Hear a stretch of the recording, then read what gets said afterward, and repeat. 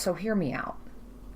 We got a big tall man all dressed in black with a red laser sword, and he's running around trying to pull information out of a plucky brunette. All right. And then we realize it's an android all along, a robot. Are you serious? And you know what the plans are for? A planet killer. Oh, we are making this movie. Okay, so where have I heard all this before? You're telling me that we got a dark evil guy running around with a red laser sword. Yes, that is how it goes. And he's trying to pull information out of a plucky brunette. Mm-hmm. But the message that they're looking for is actually in the droid. Yep. They're facing a planet killer. Mm-hmm. Yeah, I don't know. I've heard this before. Okay. But wait. Have you seen the droid we're talking about?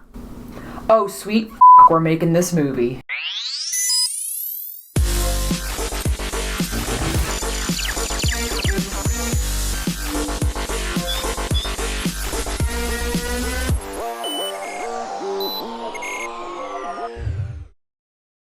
Alright folks, we made our way through the prequel trilogy. We cycled through the kind of prequels that are not part of the prequel trilogy, and then of course we just finished up the original trilogy, which brings us to the Disney era. Sequel trilogy, Disney era.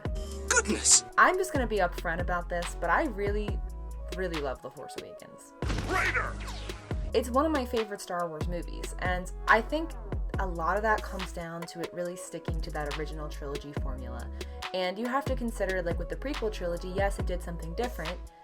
Not all of that different was very good. If you're suffering as much as I am, please tell me.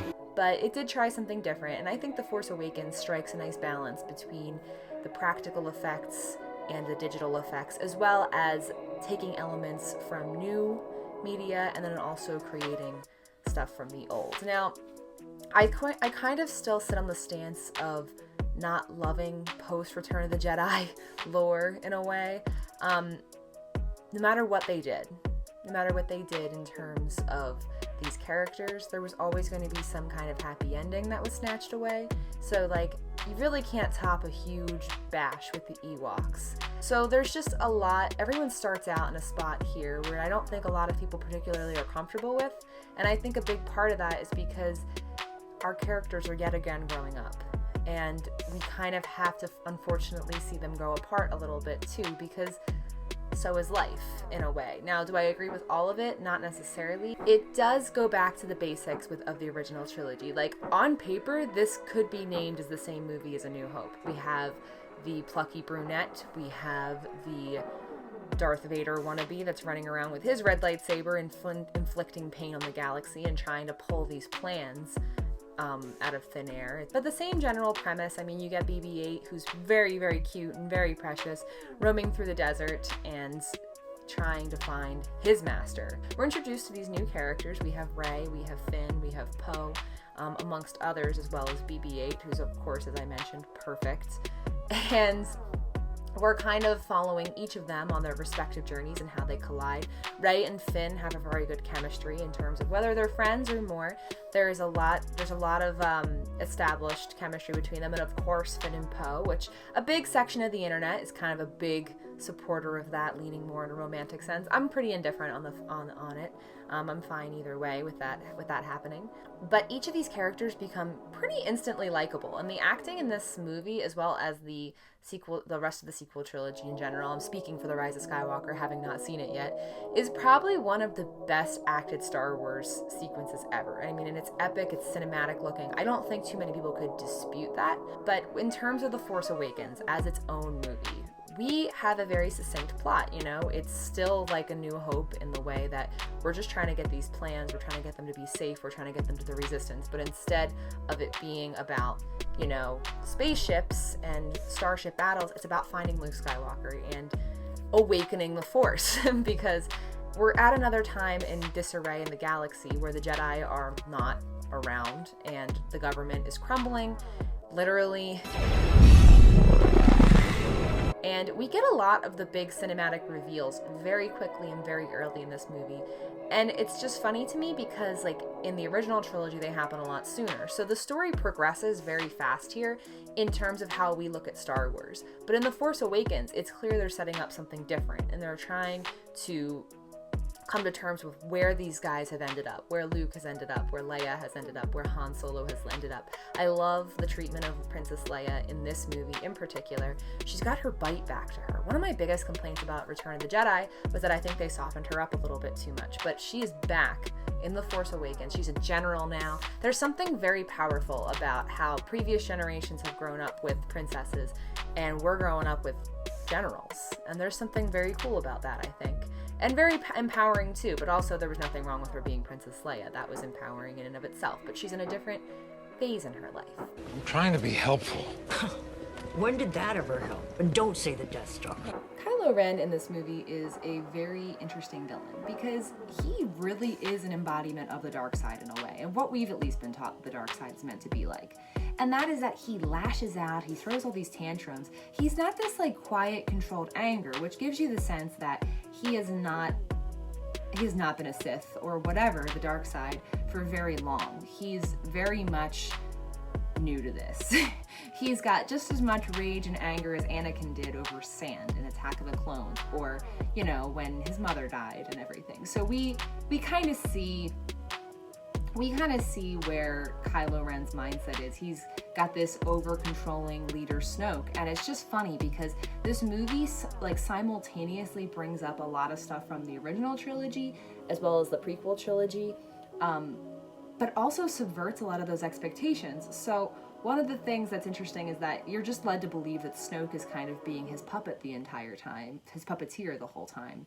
And he's, you know, the one that's coaxing him to the dark side. And we're taught that these characters are supposed to be redeemable. And that is instantly quashed when he kills Han Solo and he makes that choice. And instead of actually seeing somebody be redeemed, we're actually put into a position of seeing somebody who can't be or who won't be, or at least his descent into darkness, the final steps of that. And I think that's interesting because we didn't receive a satisfying one with Anakin. At least I don't think so. I thought that it was very rushed, and this is evident that it's not. Like, even though there's a lot of stuff that's been happening before that we haven't seen, you get this vibe that Kylo has been on this slow descent to the dark side, maybe a little bit quicker at some points, but he's just a very troubled person, and I don't like him as like a character in the sense that I think that he needs to be redeemed, but I do like him as an antagonist. Not better than Darth Vader or the Emperor or anything. I think that it definitely is a step down from that.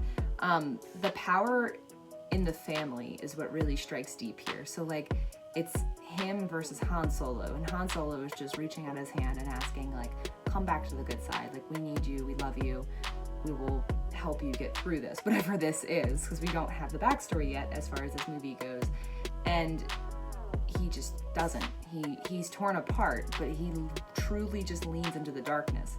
And what for? We're not really given that yet, but you know, it's the beginning movie. We're not meant to have all this introductory stuff.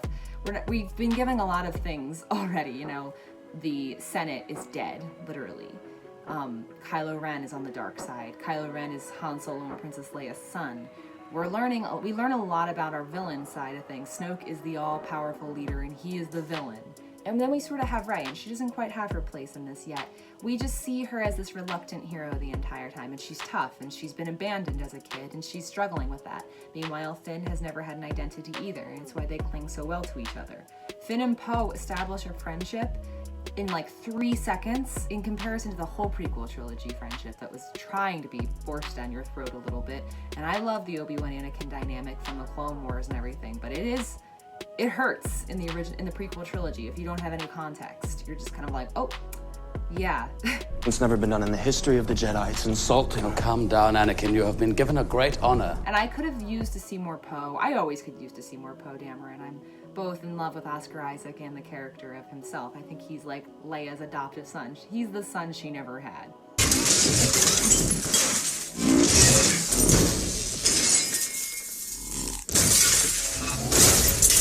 The Force is used in really interesting ways in this movie. I think that it continues to be pretty innovative, and it's funny too because they sneak in a lot of homages to how fans might respond to these things. That's not how the Force works. You know, it's not just like, look, Force lightning, this is new. It's like, look, Kylo Ren can stop blaster fire with the Force. Or look, he can freeze you in place with the Force, and he can invade your mind in a super torturous and creepy way. But it's still very interesting how they can do that and how they're expanding on the dark side of the Force and that control. Because one thing that's interesting about the previous movies is that it's all very physical, but a big part of Palpatine's plan was manipulation. And it just kind of makes you wonder why he didn't try using the Force like that, why he didn't just creep into Anakin's mind and try to do stuff like that, and then maybe he had a time or two.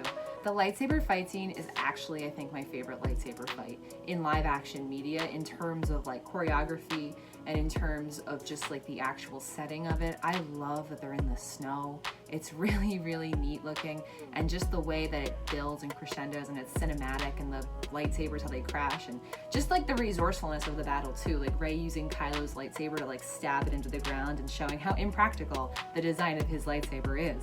And he still maintains that lightsaber design, because honestly, you need to sell toys somehow, right, Disney? And I think that reveal was really powerful. I had no problem with how Rey uses the Force in The Force Awakens. I think it's still pretty rudimentary. Luke is able to use the Force to destroy the Death Star.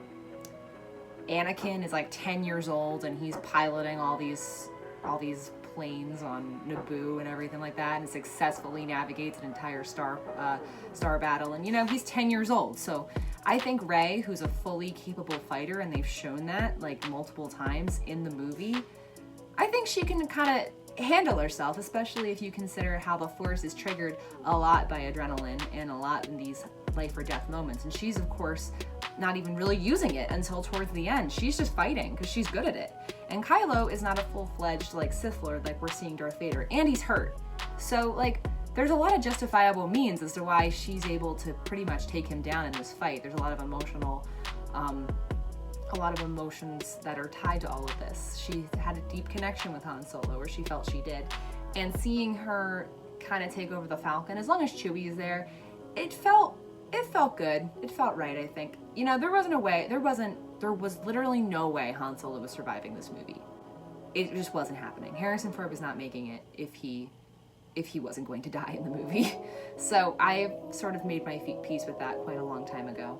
I'll never get over Chewie's guttural cry when it happens, but you know, it is what it is. So overall, I maintain that The Force Awakens needed to have a lot of homages to the original trilogy. I think that this movie always had to be something that was a return to form. I don't think it changes too much, which could be a criticism in and of its own right. I really liked it. I really loved returning to where we were and returning to the vibe of a Star Wars movie. It feels like a fun Star Wars movie, and you enjoy it. There's a lot of emotional moments. The acting is top-notch in this movie from all parties, both old and new characters alike. I think that we see where things are going, and the future looks bright after this movie, you know? There's nothing in this movie that I felt like could have been chopped out. It's fast, it's well aware of itself. It knows that it's acknowledging a lot from the past. I think some of the references might be a little on the nose, but I enjoy all of them, particularly some more than others. Ah! What about that ship? That much garbage!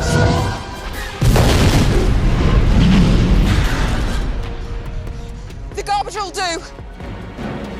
But I think that this needed to be a passing of the torch to the new characters, you know? This movie trilogy was never going to just be about Han, Leia, and Luke. It was always going to sort of be like a passing of the torch to the new generation of characters. And this movie gets a solid start. You know, you want to know more about Finn, and you want to know more about Rey, and you want more of Poe in general. I think characters like Phasma are kind of deliberately underused, and I don't love that, considering it feels very returning to form of not using Boba Fett. But overall, I really love The Force Awakens. And when I eventually rate these movies, you will see just how much I love The Force Awakens. But I try to be a little bit fair and critical in my reviews as well. So, what do you think of The Force Awakens? Are you anti-Disney? Are you pro-Disney? Are you somewhere in between? Whatever your reasoning is totally valid. May the Force be with you. Have a great day. Stay calm, stay calm. I am calm. I'm talking to myself. Got a family? Got a boyfriend? Cute boyfriend? None of your business, that's why. What are you gonna do? Same thing I always do, talk my way out of it. Yes, I do. Every time. You hurt Chewie, you're gonna deal with me! Hurt him? He almost killed me 6 times!